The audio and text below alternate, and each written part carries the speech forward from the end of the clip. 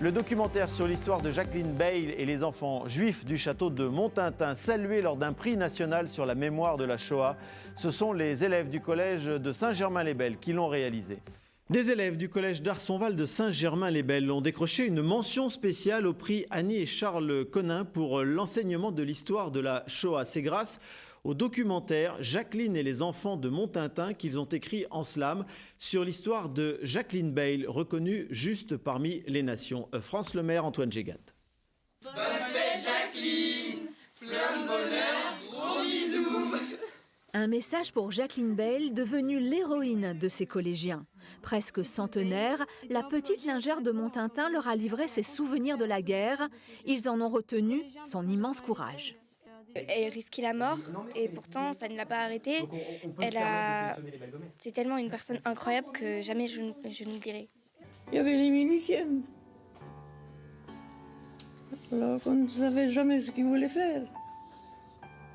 Je les arrêtais, les miliciens qui passaient, je leur disais non, vous ne rentrerez pas. Et ils ne rentraient pas. Un courage, une humilité dont Marie-France peut témoigner. Son père était un enfant de Montintin. Mon père a toujours reconnu qu'elle lui avait sauvé la vie, que s'il était là, quand il me l'a raconté, c'était grâce à elle. Donc, et il n'était pas le seul à qui elle a fait ça. Elle a fait ça à l'état d'enfant. Donc, c'est vrai que c'est marquant pour toujours, ça. Après la médaille de Juste parmi les nations, ce documentaire est une nouvelle reconnaissance des actes de bravoure de Jacqueline Bayle, une reconnaissance en slam, avec les mots, l'émotion des jeunes. Parmi les enfants de Montintin se trouvait Betty Sayden. Cachée pendant 18 mois avec son frère, elle ne s'est pourtant jamais sentie prisonnière.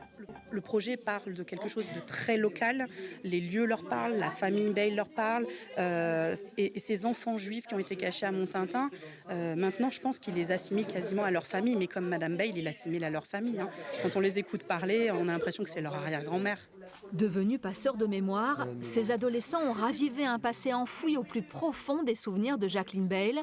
Grâce à eux, son histoire va se transmettre sans qu'ils imaginent encore jusqu'où elle les mènera. Vous avez été sélectionné pour les trophées slam à l'école. Vous allez retourner à Paris.